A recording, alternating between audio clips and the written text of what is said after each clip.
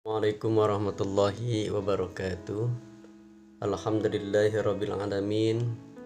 Wassalatu wassalamu ala asrafil anbiya'i wal mursalin Sayyidina wa maulana Muhammadin wa ala alihi wa sahbihi ajma'in, amma ba'd. Anak-anakku sekalian yang Allah muliakan, faqala Allah ta'ala fil Qur'anil Karim, a'udzu billahi minasyaitonir rajim. Bismillahirrahmanirrahim. Inna anzalnahu fi lailatul qadr wa ma adraka ma lailatul qadr. Lailatul qadri khairum min alfi syahr. Tanazzalul malaikatu war-ruhu fiha biizni rabbihim min kulli amr. Salamun hiya hatta matla'il fajr. Anak-anakku sekalian, di dalam surat Al-Qadar, inna anzalnahu fi lailatul qadr. Sesungguhnya kata Allah, kami telah menurunkan Al-Quran pada malam kemuliaan, yakni pada malam Lailatul Qadr. Lailatul Qadri khairum min alfi syahr. Inna anzalnahu fi Lailatul Qadr. Lailatul Qadri khairum min alfi syahr. Dan tahukah kamu apakah malam kemuliaan itu? Tanazzalul malaikatu war-ruhu fiha biizni rabbihim min kulli amr. Inna anzalnahu fi lailatul qadr wa ma adraka ma lailatul qadr. Lailatul qadri khairum min alfi syahr. Tanazzalul malaikatu war-ruhu fiha biizni rabbihim min kulli amr. Salamun hiya hatta matla'il fajr. Malam kemuliaan itu lebih baik daripada 1000 bulan. Kalau 1000 bulan berapa tahun?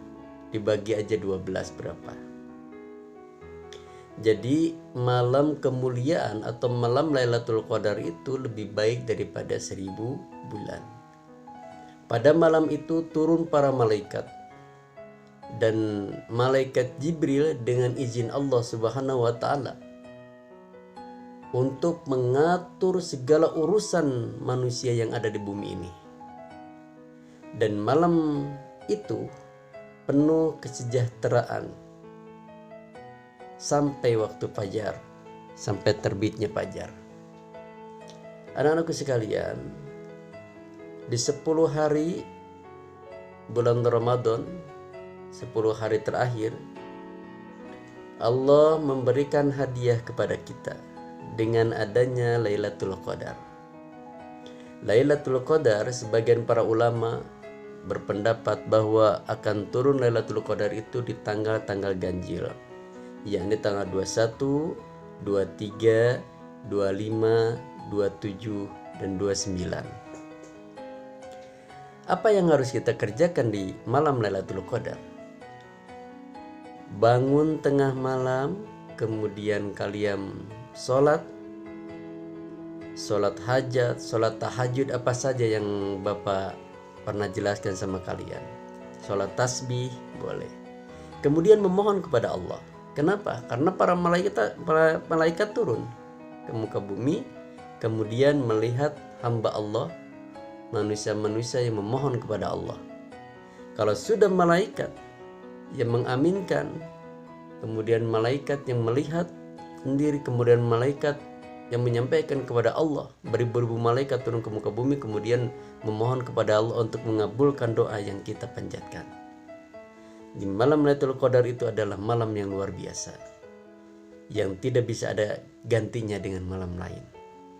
Makanya malam Qadar itu adalah malam 1000 bulan, alfin syahr, malam 1000 bulan. Jadi kalau kalian sholat pada saat itu, pada malam Lailatul Qadar, maka kalian sama sholatnya seperti 1000 bulan. Sholat terus-terusan sampai 1000 bulan. Luar biasa sekali. Kalau kalian mengaji Al-Quran pada malam Lailatul Qadar, maka sama dengan ngajinya kalian 1000 bulan. 1000 bulan, betul. Anak-anak sekalian, Ramadan ini rasanya kalau sudah berakhir, ada hikmah-hikmah di bulan Ramadan, yakni hikmahnya itu meningkatkan kualitas dan kematangan hidup kita. Kalau kalian sudah mengikuti puasa Ramadan, maka kualitas ibadah kalian akan semakin luar biasa. Kehusuan akan bertambah. Yang tadinya jarang sholat sunnah, nanti setelah Ramadan mungkin ada sedikit-sedikit ditambah dengan sholat sunnah, sholat fardunya.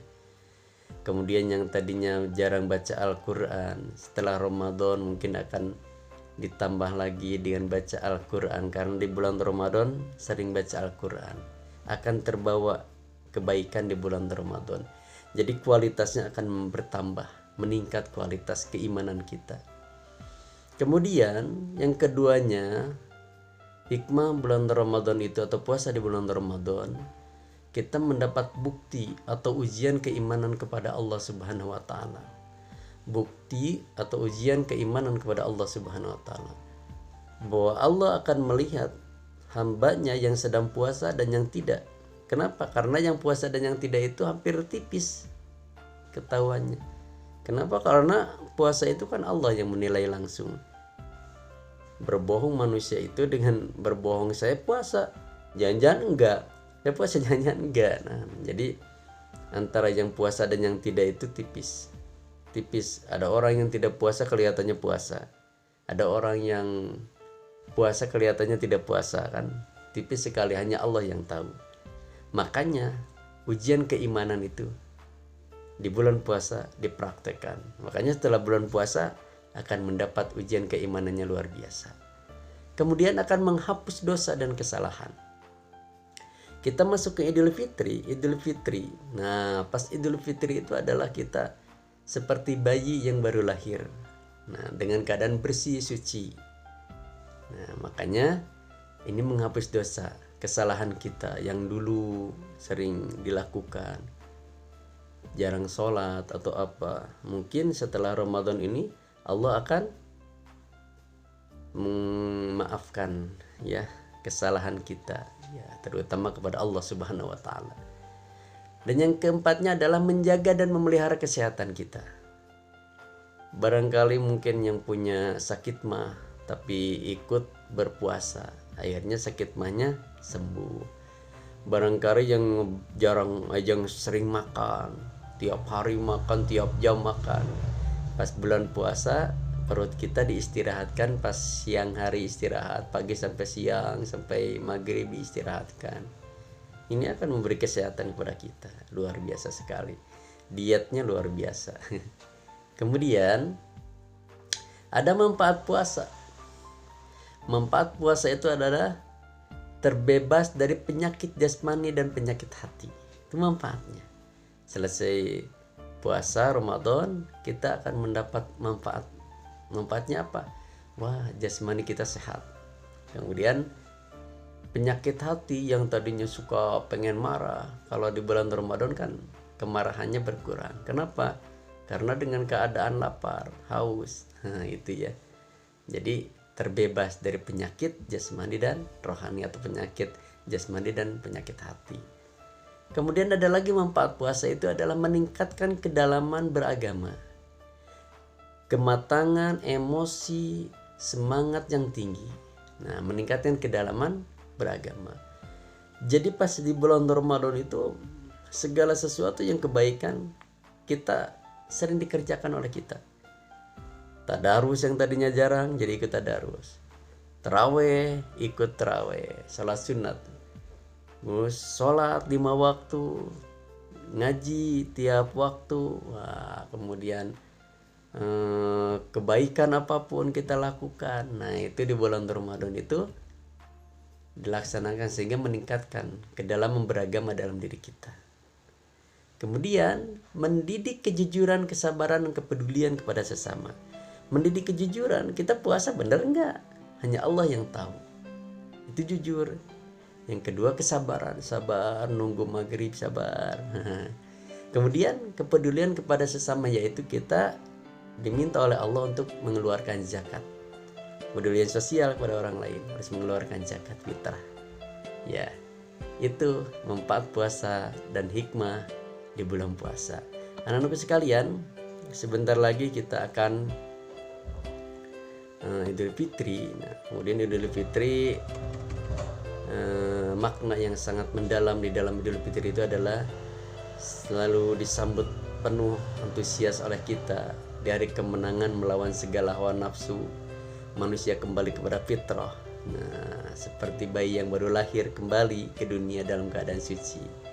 Jadi Idul Fitri adalah yang kemenangan kita sebagai umat Islam yang sudah berpuasa 1 bulan penuh. Kemudian di hari Fitri adalah kita menang melawan hawa nafsu. Nah, sehingga kita menjadi fitrah. Mudah-mudahan puasa yang kita jalankan atau puasa yang kita laksanakan Allah menerimanya, sehingga kita menjadi orang-orang yang dekat dengan Allah, orang-orang yang akan masuk dalam surganya Allah bersama Rasulullah SAW. Karena pahalanya besar di bulan Ramadan itu segala dilipat gandakan. Mudah-mudahan kita menjadi orang yang suci kembali seperti bayi yang baru lahir. Anak-anakku sekalian, itu saja yang Bapak sampaikan. Mudah-mudahan bermanfaat. Mohon maaf kalau Bapak berbicara dari awal Ramadan sampai sekarang banyak kesalahan. Bapak mohon maaf yang sebesar-besarnya. Billahi taufiq wal hidayah. Wassalamualaikum warahmatullahi wabarakatuh. Minal aizin wal faizin. Mohon maaf lahir dan batin.